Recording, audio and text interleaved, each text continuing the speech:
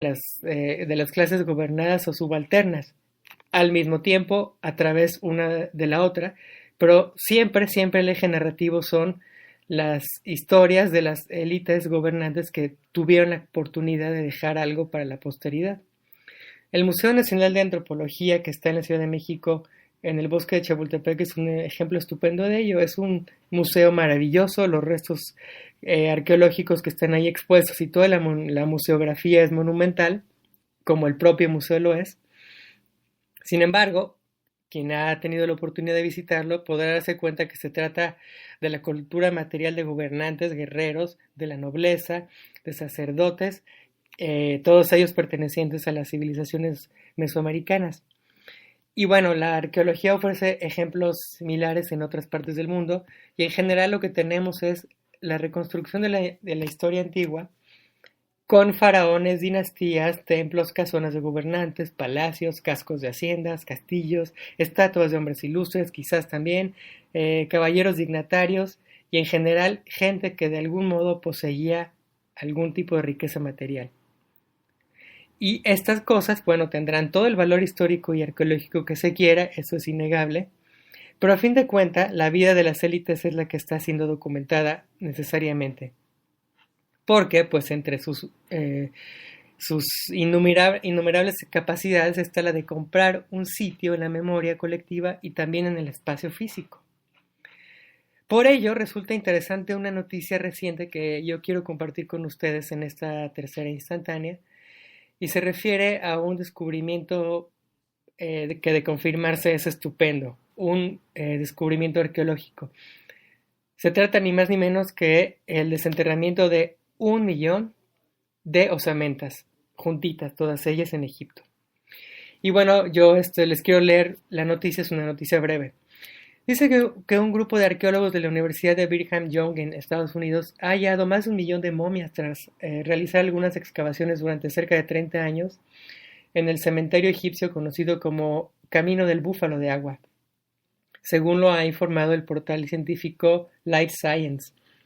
Algunas de estas momias datan del siglo I hasta el siglo VII después de Cristo, época en la que el Imperio bizantino reinó.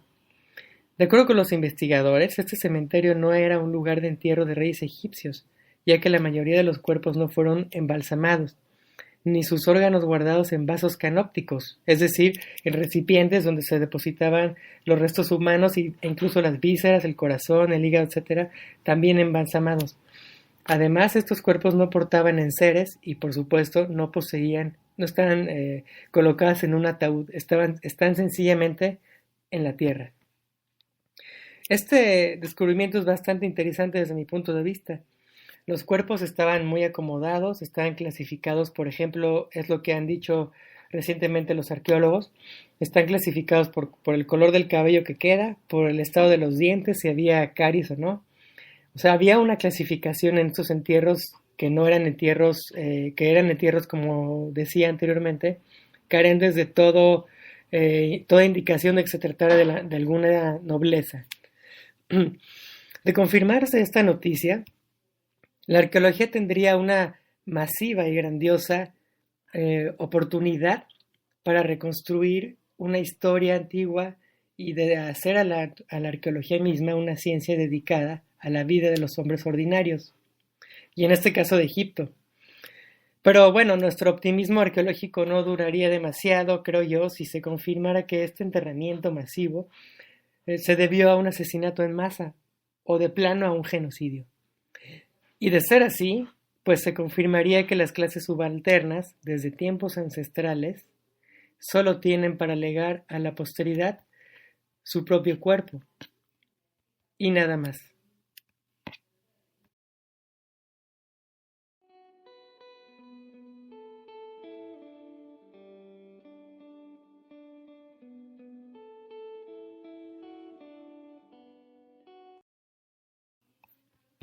Cuarta instantánea, 220 millones de inmigrantes ilegales blancos.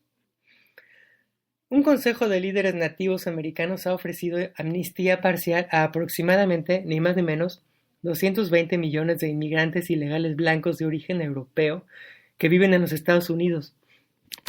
En la reunión de este Consejo de Líderes Nativos ocurrida en Albuquerque, Nuevo México, los líderes nativos evaluaron diversas propuestas sobre el futuro de la población europea que actualmente habita en los Estados Unidos, y ellos consideran que habitan de manera ilegal y que han ocupado el continente americano desde las primeras incursiones colonizadoras.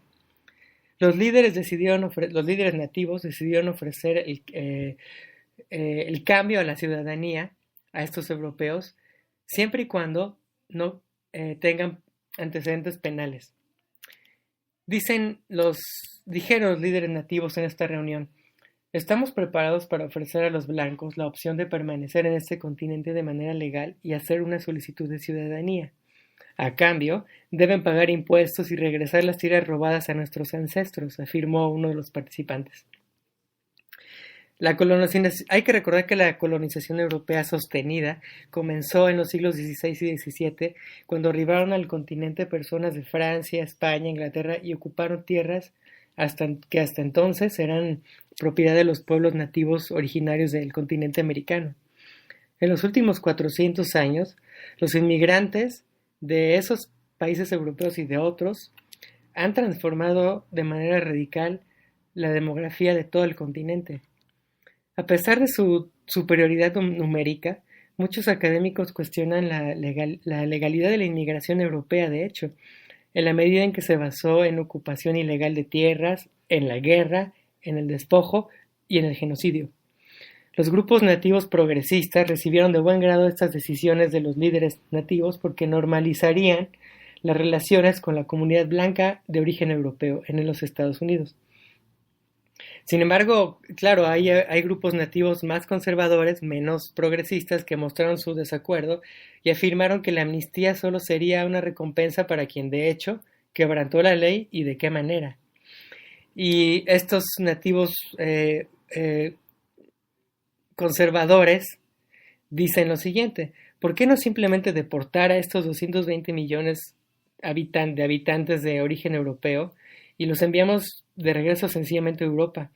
Después de todo, pues representan un dispendio para nuestra economía. Y cómo no, si ellos vinieron a estas tierras para robar nuestros recursos, porque los europeos son demasiado haraganes como para desarrollar su propia riqueza en Europa. No puedo creer que solo van a pagar una multa. Deberían formarse en la fila como todo el mundo para esperar derechos, incluso detrás de los mexicanos. Fin de la cita. Yo me pregunto y les pregunto a ustedes: ¿deportar a los descendientes de los colonizadores europeos, a 220 millones de personas? Por supuesto que no. La historia que acabo de relatar fue publicada hace una semana en el diario satírico en línea llamado The Daily Courant, publicado en idioma inglés. Este diario satírico toca temas diversos de política global, ciencia, entretenimiento, cultura, etc. Según estos personajes que hacen este periódico, su propósito es ridiculizar la tímida ignorancia que obstruye nuestro progreso y se propone promover la inteligencia, que siempre empuja para adelante. Nuestras historias, dicen ellos, son puramente ficcionales. No obstante, ellos tienen la intención de abordar asuntos reales a través de la sátira para hablar del mundo existente. En este caso, los datos relativos a la colonización europea y al consecuente despojo y genocidio de los pueblos nativos americanos, pues es real. Se trata de hechos históricos perfectamente bien documentados, y bueno, ustedes notarán de inmediato que la idea de la deportación masiva de la actual población blanca descendiente de europeos, pues sencillamente constituye la parte ficticia y socarrona. Pero bueno, la ficción en este caso, y es el caso también de los cuentos de Borges, tiene el gran poder, desde mi punto de vista, de hacernos ver las cosas que de otro modo sencillamente no podríamos ver. La ironía es un método para ver la realidad, eso es lo que yo pienso. Y claro, en este caso se trata de una ironía eminentemente de crítica política y de cuestionamiento al colonialismo. Y bueno, esta nota irónica, socarrona y ficticia, por supuesto, viene en este periódico de Daily Current, que yo les invito a leer cuando su tiempo y sus ganas lo permitan, por supuesto, y a difundirlo como lo que es, como un conjunto de notas ficticias, siempre y cuando hagamos ver que se trata de relatos ficticios, porque de otra manera, pues así se hacen los chismes.